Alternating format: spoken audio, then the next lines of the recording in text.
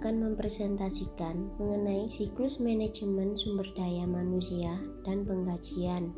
Sebelum itu, kami mengucapkan terima kasih kepada Ibu Dwi Rahayu selaku dosen pengampu mata kuliah Sistem Informasi Akuntansi dan Manajemen.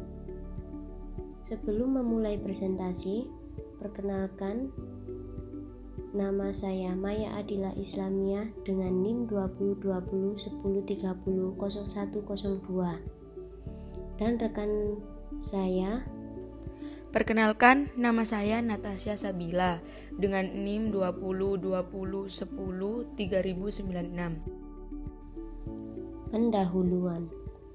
Siklus manajemen sumber daya manusia dan pengkajian atau Human Resource Management atau payroll cycle merupakan serangkaian aktivitas bisnis yang berulang dan operasi pemrosesan data yang terkait dengan manajemen yang efektif atas tenaga kerja.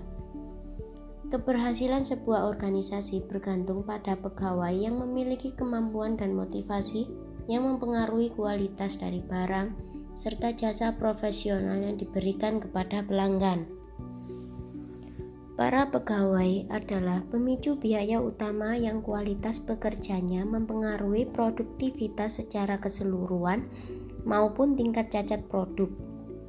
Oleh karena itu, bukanlah hal yang mengejutkan jika beberapa analis saham percaya bahwa keahlian dan pengetahuan pegawai mungkin berharga beberapa kali lipat dari nilai aset berwujud perusahaan, seperti persediaan, properti, dan peralatan.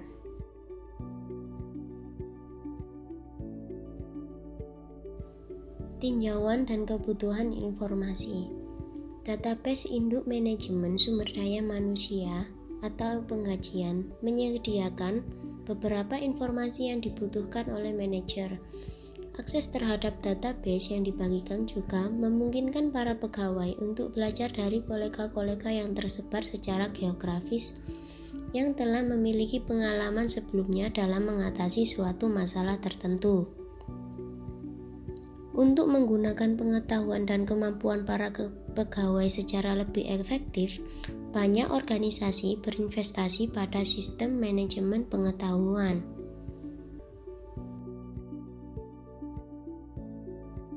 Apa itu manajemen pengetahuan? Manajemen pengetahuan adalah perangkat lunak yang menyimpan dan mengolah keahlian yang dimiliki oleh pegawai individu sehingga pengetahuan tersebut dapat dibagikan dan digunakan oleh yang lain. Mengapa manajemen pengetahuan? Sebab manajemen pengetahuan tidak hanya berjalan seperti sebuah petunjuk yang mengidentifikasi area-area keahlian yang dimiliki pegawai individu, tetapi juga menangkap dan menyimpan pengetahuan tersebut sehingga dapat digunakan oleh yang lainnya. Manajemen pengetahuan memungkinkan para konsultan untuk menyimpan solusi-solusi mereka terhadap masalah tertentu dalam sebuah database. Seringkali, solusi tersebut dapat digunakan sebagai contoh untuk memenuhi kebutuhan klien-klien lain. Penggunaan ulang atas pengetahuan tersebut menghemat waktu pada kesepakatan di masa depan.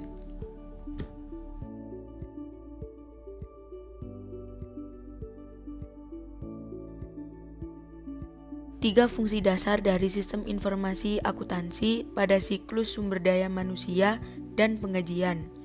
Yang pertama, pemrosesan data transaksi tentang aktivitas karyawan. Yang kedua, menjaga aset organisasi. Dan yang ketiga, penyediaan informasi untuk pengambilan keputusan. Tugas-tugas siklus manajemen sumber daya manusia dan pengkajian. Yang pertama, merekrut dan mempekerjakan pegawai baru. Kedua, melatih dan memberikan tugas pekerjaan. Ketiga, memberikan kompensasi atau penggajian. Yang ketiga, mengevaluasi kinerja. Dan yang kelima, memberhentikan pegawai secara sukarela atau dipecat. Ada 3 poin dalam siklus pengkajian atau manajemen sumber daya manusia. 3 poin tersebut adalah aktivitas, ancaman, dan pengendalian. Aktivitas tersebut terbagi menjadi 6. Yang pertama, yaitu permasalahan umum di seluruh siklus manajemen sumber daya manusia atau pengajian. Aktivitas tersebut memiliki sebuah ancaman, yaitu data induk yang tidak akurat atau tidak valid, hilang atau rusaknya data, mempekerjakan pegawai yang tidak berkualifikasi, dan pelanggaran hukum-hukum ketenaga kerjaan. Dan aktivitas tersebut memiliki pengendalian. Yang pertama, pengendalian integritas pengolahan data. Yang kedua, pembatasan akses terhadap induk.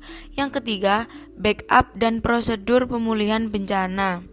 Pengecekan latar belakang kriminal pada seluruh pelamar kerja. Aktivitas yang kedua yaitu memperbarui data induk penggajian. Memiliki ancaman pembaruan yang tidak akurat atas data induk penggajian dan memiliki pengendalian pemeriksaan teratur atas seluruh perubahan terhadap data penggajian induk. Dan aktivitas yang ketiga yaitu memvalidasi data waktu atas kehadiran. Memiliki ancaman data waktu dan kehadiran yang tidak akurat dan memiliki pengendalian otomatisasi data sumber untuk tangkapan data. Dan aktivitas yang keempat yaitu menyiapkan penggajian. Aktivitas tersebut memiliki sebuah ancaman yaitu kesalahan-kesalahan dalam memproses penggajian dan memiliki pengendalian mengawasi pengawasan atas daftar penggajian dan laporan lainnya dan menerbitkan laporan pendapatan kepada para pegawai. Dan aktivitas yang keempat ialah mengeluarkan penggajian dan memiliki ancaman pencurian atau distribusi yang curang atas slip gaji. Dan aktivitas ini memiliki pengendalian pembatasan akses terhadap sistem EFT dan verifikasi identitas seluruh pegawai yang menerima cek penggajian. Dan aktivitas yang terakhir yaitu membayar pajak, gaji, dan pengurangan lain-lain. Dan aktivitas ini memiliki ancaman yang pertama yaitu kegagalan untuk melakukan pembayaran yang diminta, dan yang kedua pembayaran yang tidak tepat waktu.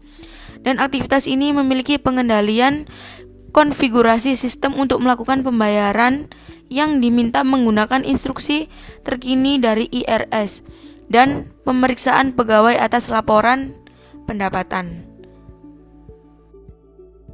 Di sini saya akan menjelaskan tentang gambar diagram sistem ERP yang mendukung manajemen sumber daya manusia dan penggajian.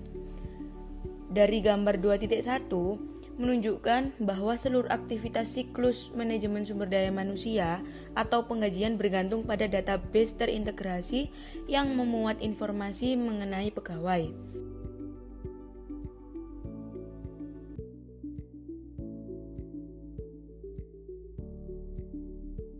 Berikut diagram bagian penggajian dan siklus manajemen sumber daya manusia atau penggajian. Diagram ini menunjukkan 5 sumber utama input pada sistem penggajian. Yang pertama, Departemen Manajemen Sumber Daya Manusia, yaitu memberikan informasi mengenai perekrutan, pemberhentian, dan perubahan tingkat pembayaran. Yang kedua, para pegawai. Pegawai mengajukan perubahan terkait potongan yang mereka tentukan secara bebas. Dan yang ketiga, departemen-departemen memberikan data mengenai jam kerja aktual para pegawai. Yang keempat, para pegawai pemerintahan memberikan tingkat pajak dan instruksi untuk memenuhi ketentuan peraturan. Kelima, perusahaan asuransi dan perusahaan lain memberikan instruksi supaya dapat menghitung dan membayarkan potongan gaji untuk pembayaran pajak.